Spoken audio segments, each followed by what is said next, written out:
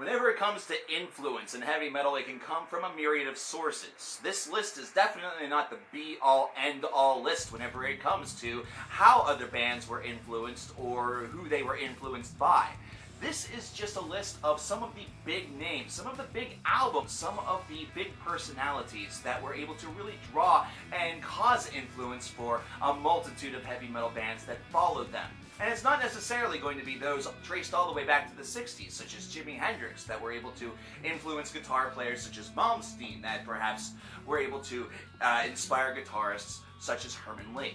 Instead, we're going to go with 10 of the most influential heavy metal albums. And today we're going to start with an honorable mention with this list, and that's going to be Destroy, Erase, Improve by Meshuggah. And it's simply because of its contribution to music and really being one of the foundations, or at least the foundation blocks, the Lincoln Logs, to the Gent movement. However, number 10 is At the Gates with Slaughter of the Soul. Now, while other bands may be considered to be a little bit more prominent or well-known in the melodic death metal department, Slaughter of the Soul by At the Gates definitely was the biggest contributing force to it, as it was one of the first albums to really document that style. If you remember some of the earliest tomes of Dark Tranquillity or In Flames or even Soilwork, they had a little bit of a markedly different sound to it, whereas Slaughter of the Soul had a very consistent and very driven approach, and really you could even give this award as a tie alongside of an album such as Heartwork by Carcass, which were really, by combined effort, able to really sort of drive out what melodic death metal was all about. But based off of this, At the Gates' real big opus here was considered legendary, and still is considered legendary for this very reason. And because of this, a lot of other bands that were also coming up in the scene saw that this was a viable style of music that was easily going to start to transform the world. It only took about 5 years to a decade. Number 9, Possessed with 7 Churches. Now this could be considered one of the granddaddies of extreme metal, or really one of the granddaddies of even black metal. It's been seen as the granddaddy of so many different things. I'm sure it's sick and tired of being seen as a granddaddy, but Possessed has so many different great characteristics to them with 7 Churches, where all of the different elements of the evil, of the occult, of the speed, of how this was just presented, this raw element, gave the concept of extreme metal a lot more credibility. It gave the concept of extreme metal a lot better legs. It had now a history to really draw off of, something that perhaps was seen as just as extreme to go alongside and couple along with bands such as, Venom or Merciful Fate. Possessed took it one step further, and alongside of bands in the future such as Death, they took things one step further and gave us death metal, and the rest is history. But Possessed was really a band that was able to influence a lot wider of an arc than just that, and coupled with other influences, probably was able to inspire a whole entire generation. Number 8 is Mayhem with De Mysteriis Dom Satanis. Now, imagine black metal being what it is today without this album. Imagine it being what it is without that entire wave, really, of black metal. You could interchange this album with various others. You could interchange this album with various other artists within that same realm, and you would have the same result. The same result being that black metal became something that it was its own cult environment, that was its own real hopeful musical endeavor for so many ever since. There have been multiple waves of black metal that have surfaced ever since. Black metal has become its own subgenre of heavy metal music that now has its own sub-genres to really deal with black gaze and other different things. There's been melodic black metal. It's become an incorporation of the heavy metal sound, and it's all started because of the raw, the energy, the destructive power that you got on an album such as this one. Why did I choose this one? It's one of my favorite black metal albums of all time, so sue me. Number 7, Cynic with Focus. Now, while the incorporation of jazz or other different ideas into heavy metal, or elements into heavy metal, was already starting to happen, this was one that was seen as one of the most prominent ways in which you could see avant-garde music happening, you could see jazz metal, you could see heavy metal becoming more than just its own signature sound, but becoming an incorporation of things. The fact that Cynic was able to take very jazzy elements and include them in their songs and have them all feel very viable, rich, and lively was certainly something that influenced other bands as well. And again, very similar to Mayhem, you could switch out Cynic for Atheist and have the exact same result. Now heavy metal became more than just a channel for something that was speed-driven or something that was the occult or something that was very much influenced by a band such as Iron Maiden, and instead it could be influenced by just about anything it wanted to be. There was literally no limits. The world was their oyster. The metal had an empty palette. They could do anything that they wanted, and it was because of albums like this showcasing that in order to prove it. Number 6, Queensryche with Operation Mindcrime. You might not think this, but Queensryche is actually pretty damn important whenever it comes to heavy metal, or at least progressive metal.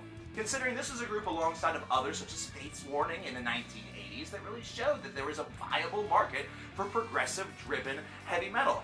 Heavy metal that was perhaps a little bit more influenced by groups from the 1970s or the early 1980s, and really showing that that side is very present here as well. Eventually, based off of an album such as Operation Mindcrime, we saw the success of Concept Records. Could you imagine there not being Operation Mindcrime, but yet there still being a Metropolis 2 Scenes from a Memory by Dream Theater? I actually don't see that as a possibility. I don't see it as a realm of thought. And it's not simply because they would have never dreamt it up. It's simply because the idea may not have been received as well as it was.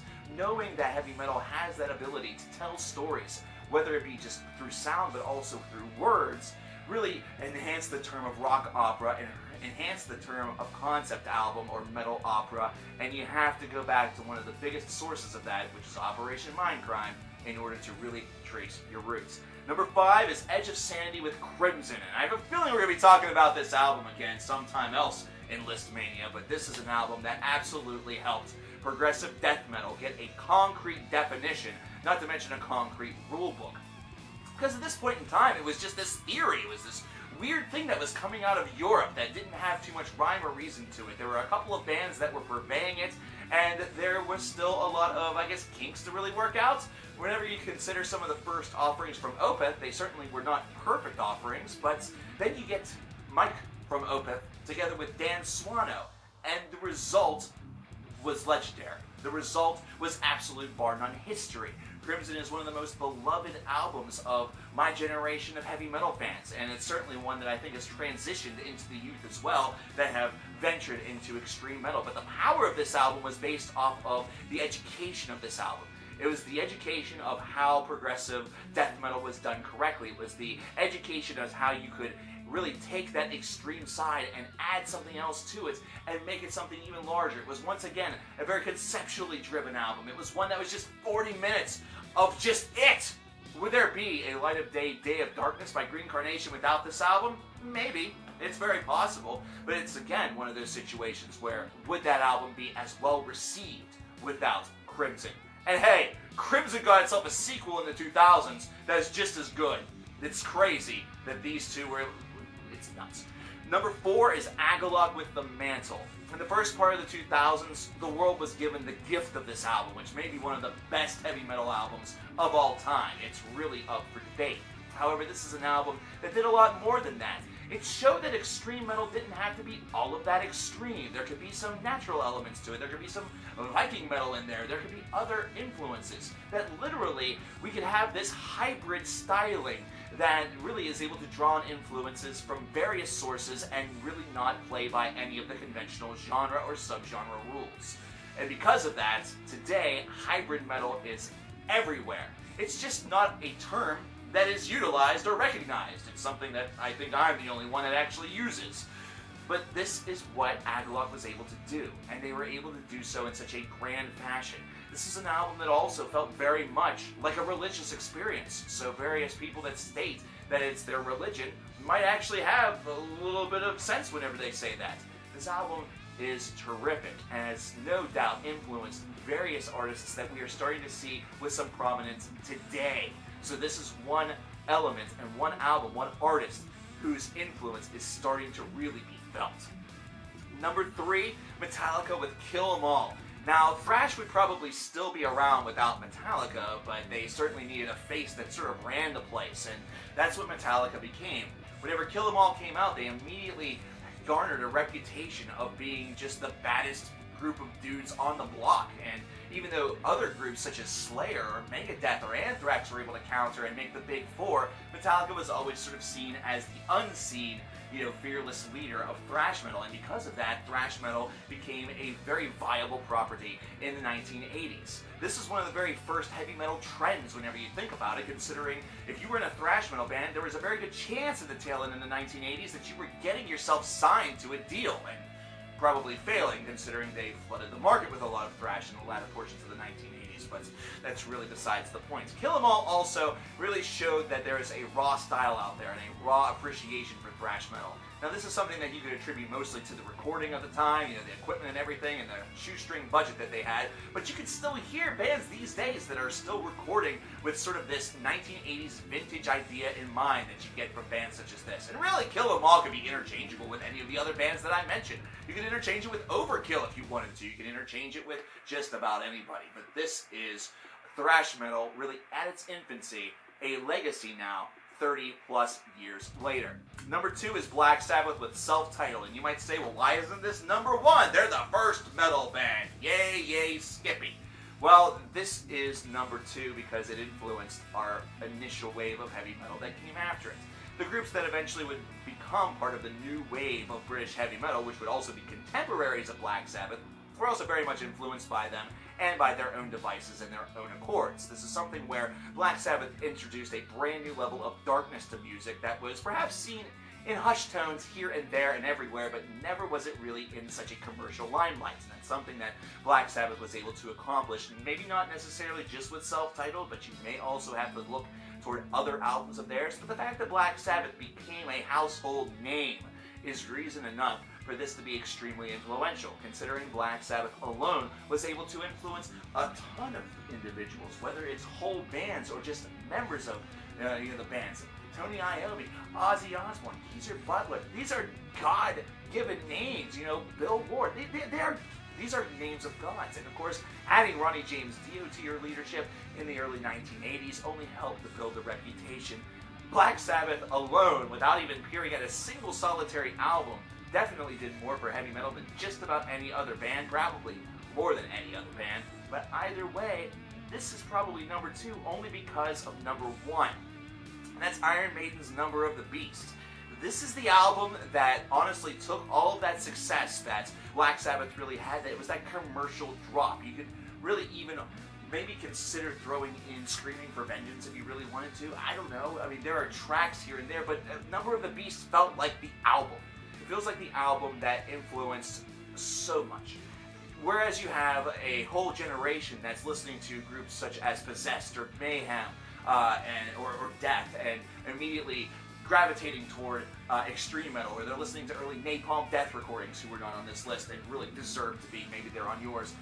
You have Iron Maiden's Number of the Beast influencing members of power metal or progressive metal, or perhaps just standard heavy metal approach. So basically you have one side being influenced by one group, and then you have Iron Maiden literally just writing the book for everybody else to sort of copy off of the homework and add their own spin to it. That way they don't get in trouble for plagiarism.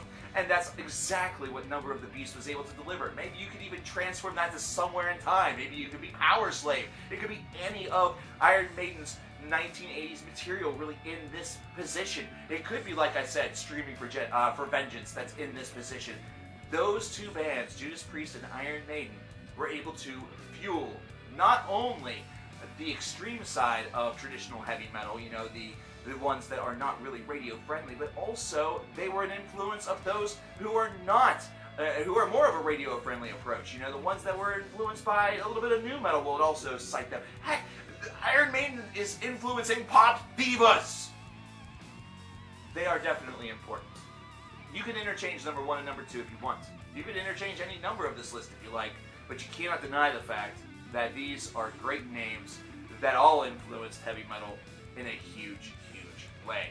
Well, there you have it, ladies and gentlemen. I want to see your lists in the comments below. Let me know. I'm Coverkiller Nation. I'll talk to you next time. Take care.